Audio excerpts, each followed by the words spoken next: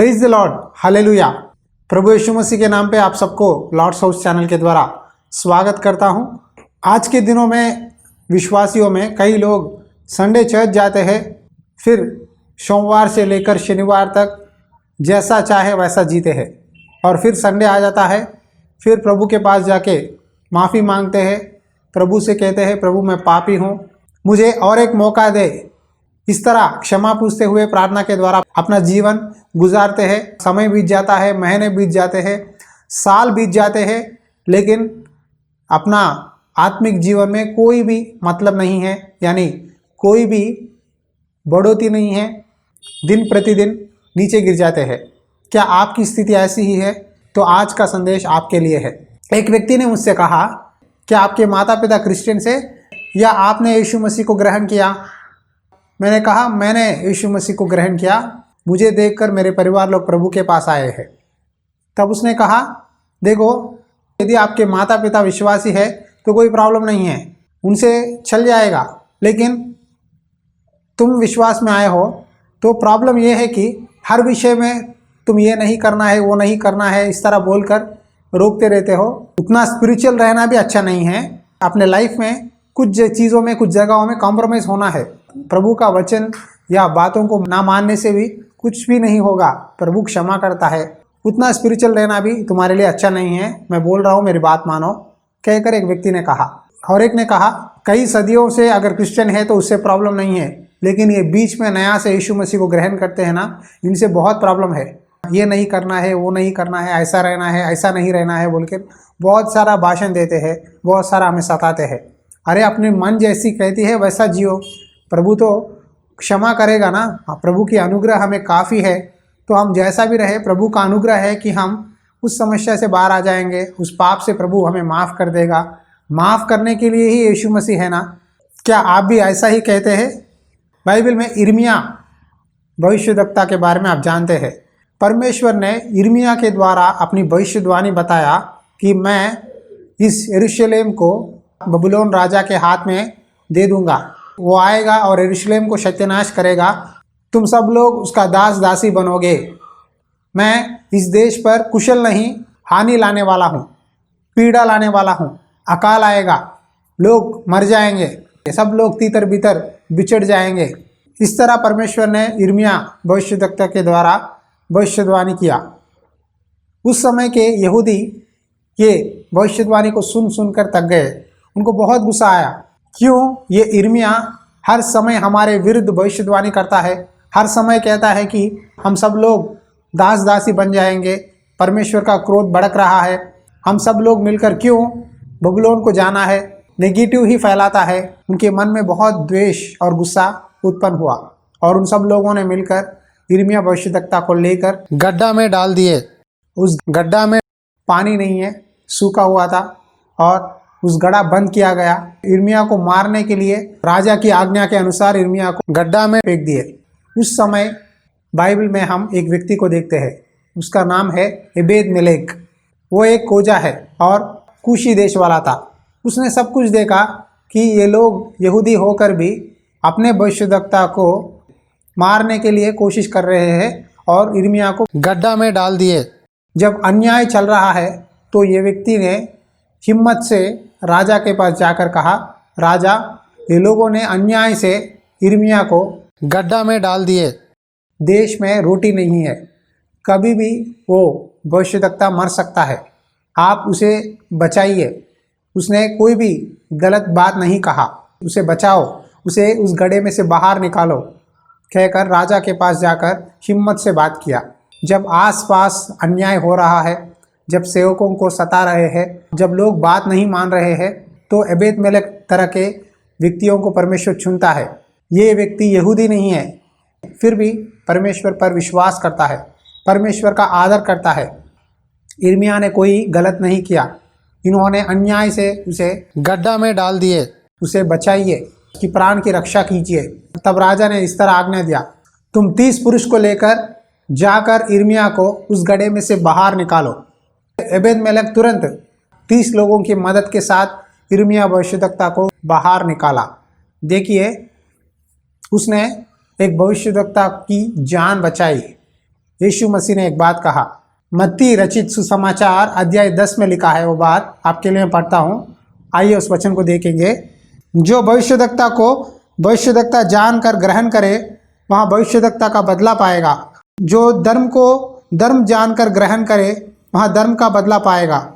जो कोई इन छोटे में से एक को मेरा चेला जानकर केवल एक कटोरा ठंडा पानी पिलाए, मैं तुझसे सच कहता हूँ वहाँ किसी रीति से अपना प्रतिफल ना खोएगा।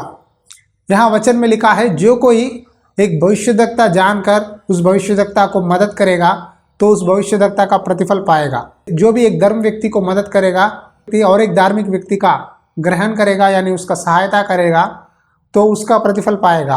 और आखिरकार एक सेवक को आप छोटी सी गिलास ठंडा पानी दे, कभी भी आप उसका प्रतिफल नहीं खोएंगे।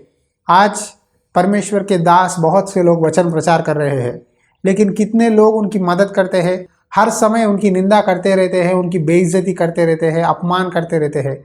लेकिन कितने लोग इस कूशी एबेद-मेलेक की तरह, मैं एक सेवक को सहायता करूँगा, मैं एक सेवक को मदद करूँगा, एक सेवकाई में मैं अपना हाथ डालूँगा, परमेश्वर ने जो भी मुझे दिया है उस सेवकाई में मैं हाथ डालकर मदद करूँगा, मैं अपनी फ़र्ज़ निभाऊँगा। कितने लोग आगे आते हैं, हर समय उस सेवक से छीनने के लिए ही सोचते हैं, मुझे ये चाहिए, वो प्रार्थना कीजिए, ये दीजिए, वो दीजिए, मांगते हैं। लेकिन क्या आपने कभी सेवकाई में मदद की है? क्या आपने कभी परमेश्वर के दास जब सेवा करते हैं, क्या आपने कभी पूछा है आपकी सेवकाई में क्या ज़रूरत है, मैं क्या कर सकता हूँ आपके लिए? क्या कोई ज़रूरत है ताकि मैं भी परमेश्वर की आशीष पा सकूँ? बहुत कम लोग परमेश्वर के काम में सेवक को सहायता करने के लिए दिल रखते हैं।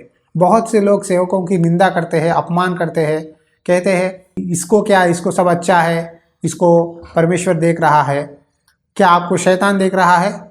हर एक व्यक्ति को परमेश्वर ही देखेगा। जो भी विश्वास से सेवकाई करता है परमेश्वर उनको हर समय मदद करेगा। यहाँ ये व्यक्ति यहूदी नहीं था, लेकिन फिर भी उसने परमेश्वर पर भरोसा रखा, उसने परमेश्वर पर विश्वास किया, इसीलिए परमेश्वर ने उसे एक वादा दिया। आइए उस वचन को पढ़ेंगे। यिर्मयाह की पुस्तक में लिखा है, मैं आपके लिए पढ़ता हूँ। जब यिर्मयाह पहाड़े के आंगन में कैद था तब यहोवा का यह वचन उसके पास पहुँचा, जा और एबेद-मेलेक कूशी से कह, इज़राइल का परमेश्वर सेनाओं का यहोवा तुझसे यो कहता है, देख मैं अपने वे वचन जो मैंने इस नगर के विषय में कहे हैं इस प्रकार पूरा करूँगा कि इसका कुशल न होगा, हानि ही होगा, और उस समय उनका पूरा होना तुझे दिखाई पड़ेगा।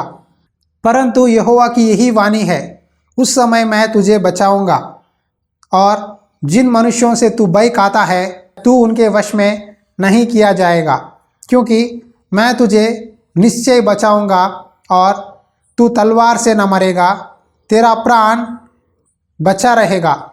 यहोवा की यह वाणी है, यहाँ इस कारण होगा कि तूने मुझ पर भरोसा रखा है। इस वचन में परमेश्वर ने यिर्मयाह को कहा, तू जाकर एबेद-मेलेक से कहे, मैं इस देश पर कुशल नहीं हानि लाऊंगा, लेकिन तूने मुझ पर भरोसा रखा है, इसीलिए मैं तेरी प्राण की रक्षा करूंगा। तू जिन लोगों से डरता है तू उनके वश में नहीं किया जाएगा, मैं तुझे बचाऊंगा। देखो, जब ये एबेद-मेलेक ने यिर्मयाह की जान बचाया तब परमेश्वर ने इसकी धार्मिकता को देखा, परमेश्वर ने इसकी विश्वास को ज्ञान किया, इसीलिए परमेश्वर ने एबेद-मेलेक की जान की रक्षा की। परमेश्वर ने कहा, तूने मुझ पर भरोसा किया, इसीलिए तू जिन लोगों से डरता है तुझे डरने की ज़रूरत नहीं है, मैं तुझे रक्षा करूँगा।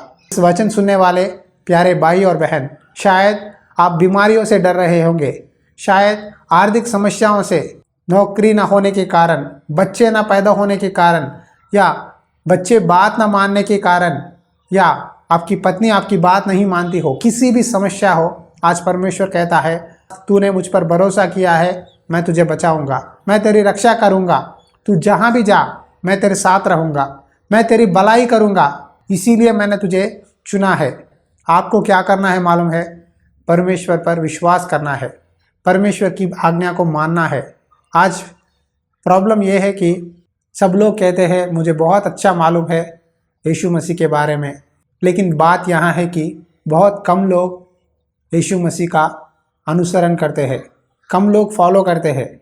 इसीलिए आज भी प्रभु देख रहा है कि कौन है एक व्यक्ति जो धार्मिक जीवन जीता है, जो सेवकों की मदद करता है, जो मेरी बात मानता है, जो भलाई करता है, उसी को मैं सहायता करूँगा, उसी की मैं रक्षा करूँगा, उसे मैं बचाऊँगा। जो अपना प्राण बचाना चाहता है वहाँ खोएगा, लेकिन जो परमेश्वर के निमित्त अपना प्राण खोता है, परमेश्वर उसकी रक्षा करता है। भाई, इस साल बहुत से विश्वासिया और पासवान गुजर गए हैं, तो कैसा परमेश्वर उनकी रक्षा करेगा कहकर शायद आप मुझे पूछेंगे, लेकिन मैं आपको जवाब देना चाहता हूँ। इस शरीर को उन्होंने छोड़ दिया होगा, लेकिन उनकी आत्मा को कोई मृत्यु नहीं है। उनकी आत्मा परमेश्वर के पास है। शरीर मिट्टी में मिल जाएगी, लेकिन आत्मा परमेश्वर के पास जाएगा। वो अनंत जीवन में सदा परमेश्वर के साथ रहेंगे, खुशी के साथ, आनंद के साथ परमेश्वर की स्तुति करेंगे। उस आशा के साथ हमें इस जीवन जीना है। एबेद-मेलेक अन्य जाति का व्यक्ति था, लेकिन यहूदी राजा और उस समय के भविष्यद्वक्ता सब लोग परमेश्वर को जानते हैं, लेकिन उन्होंने परमेश्वर की बात नहीं मानी। आज भी संसार ऐसा ही है। जो व्यक्ति जब नया से विश्वास करता है प्रभु को, उसकी बेइज्जती करते हैं, उसकी निंदा करते हैं। तुझे क्या पता, तुझे क्या मालूम, हम बहुत जानते हैं परमेश्वर के लिए, तू कौन है हमें बोलने के लिए। इस तरह बहुत बातें बोलते हैं, लेकिन उनका जीवन और उनका चाल चलन परमेश्वर की नज़र में बिगड़ गया है। आप अपना जीवन सुधारिए, प्रार्थना कीजिए। जो भी व्यक्ति इस समय चाहता है कि परमेश्वर की आशीष पाए, परमेश्वर की बात माने, और आप चाहते हैं कि परमेश्वर आपको रक्षा करे आपकी समस्याओं से, तो इस प्रार्थना में मेरे साथ जुड़ जाइए। आइए एक छोटी सी प्रार्थना करेंगे। प्रार्थना। अनुग्रहकारी दयालु परमेश्वर, इस समय प्रार्थना करता हूँ, जितने भी लोग प्रभु समस्याओं में है, जितने भी लोग खतरों में है, बीमारियों में है, अस्पतालों में एडमिट हुए हैं, तकलीफ़ों में है, आर्थिक संकट हो, किसी भी समस्या हो, जितने लोग भी विश्वास से तेरे नाम पे प्रार्थना करते हैं, तेरी बातों को मानते हैं, तेरे वचन के अनुसार अपना जीवन बिताते हैं, तेरा आदर करते हैं, उन सब लोगों को बचा पिता। जिस तरह ये व्यक्ति एबेद-मेलेक ने भविष्यद्वक्ता की जान बचाई और उसके बदले में तूने उसका जान को रक्षा किया।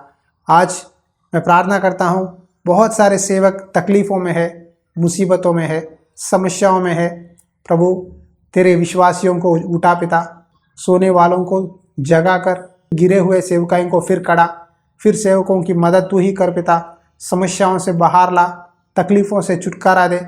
इस समय प्रार्थना करता हूँ, आपकी पवित्र आत्मा की सामर्थ हम पर उंडेलिए, ताकि हम शैतान के बंधनों से बाहर आ सके, एक सच्चा मसीहा की तरह रहने के लिए मदद कर। यीशु मसीह के नाम पे विनती करता हूँ पिता, आमीन। विश्वास करता हूँ कि प्रभु ने इस संदेश के द्वारा आपसे बात किया है।